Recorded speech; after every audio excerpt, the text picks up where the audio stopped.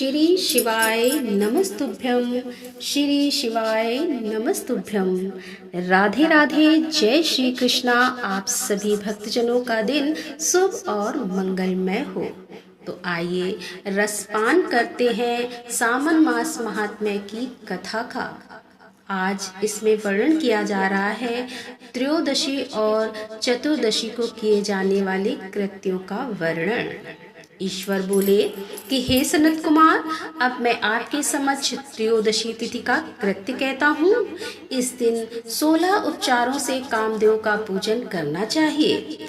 अशोक, मालती पुष्प, देवताओं को प्रिय कमल और कौसुंभ तथा बकुल पुष्पों और अन्य प्रकार के भी सुगंधित पुष्पों, रक्त, अक्षत, पीले चंदन, शुभ सुगंधित द्रव्यों तथा पुष्टि प्रदान करने वाले तथा तेज की वृद्धि करने वाले अन्य पदार्थों से पूजन करना चाहिए।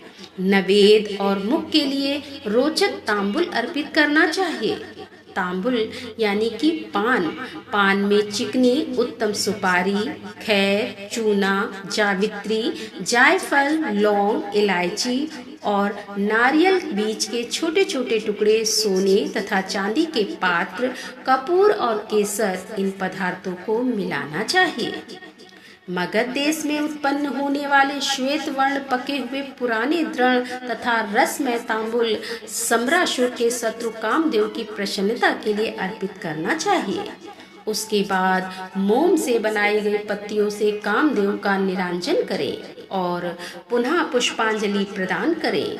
इसके बाद उनके नामों से प्रार्थना करें, जो इस प्रकार से है। समस्त उपनामों में सुंदर तथा भगवान का पुत्र प्रदुम्बन, मीनकेतन, कंदर्प, अनंग, मनमथ, मार, कामात, मसभूत, झचकेतु और मनोभव कस्तूरी से सुशोभित, जिनका वक्ष स्थल आलिंगन के चिन्हों से अलंकृत है। हे पुष्पवर्धन, हे सम्रासुर के शत्रु, हे कुशमेश, हे रतिपति, हे मकरध्वज, हे पंचेश, हे मदन, हे समर, हे सुंदर, देवताओं की सिद्धि के लिए आप शिव के द्वारा दग्ध हो गए। उसी कार्य से आप परोपकार की मर्यादा कहे जाते हैं। आपके दिग्विजय करने में बसंत की सहायता निमित्त मात्र है। इंद्र दिन रात आपका मनोरंजन करने में लगे रहते हैं, क्योंकि अपने पद से नियुक्त होने की शंका में वे तपस्वियों से भयभीत रहते हैं। आपके अतिरिक्त दृढ़ मन वाला कौन है जो शिव जी से विरोध कर सकता है? परम ब्रह्मा आनंद के समान आनंद देने वाले आपके अतिरिक्त दूसरा कौन है तथा महामोह की सेनाओं में आपके समान तेजस्वी कौन है? अनिरुद्ध के स्वामी और मलयगिरी पर उत्पन्न चंदन तथा अगरू से सुवासित विग्रह वाले जो देवेश कृष्ण पुत्र हैं, वह आप ही हैं। हे शरतकालीन चंद्रमा के उत्तम मित्र, हे जगत की सृष्टि के कारण जगत पर विजय के समय दक्षिण दिशा तथा पवन देव आपके सहायक थे। हे नाथ, आपका अस्त्र महान निष्फल न होने वाला, अत्यंत दूर तक जाने वाला और मर्म स्थल का छेदन करने वाला, करुणा शून्य तथा प्रतिकारक रहित है। सुना गया है कि वह अत्यंत कोमल होते हुए भी महान क्षोभ करने वाला और अपने तुल्य पदार्थ को भी दर्शन मात्र से ही क्षुभित करने वाला है। जगत पर विजय करने में सहायक होने से प्रवृत्त ही आपका मुख्य अलंकार है।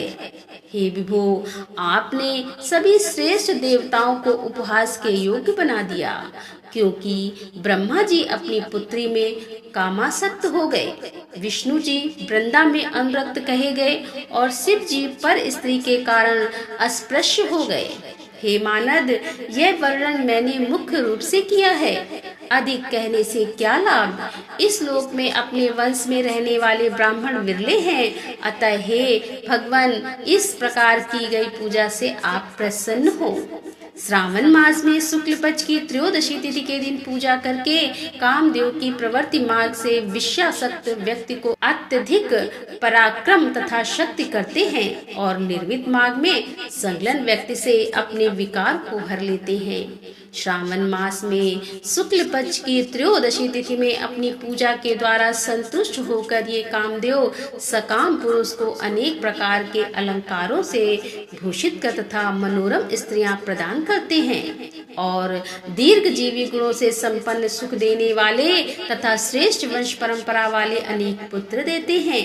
हे मानद, त्रयोदशी तिथि का जो शुभ कृत्य है उसे मैंने कह दिया। अब चतुर्दशी तिथि में जो करना चाहिए उसे सुनिए। अष्टमी को देवी का पवित्रारोपण करने से जो मैंने आपसे कहा है वह यदि उस दिन ना किया गया हो तो चतुर्दशी के दिन पवित्रक धारण कराएं।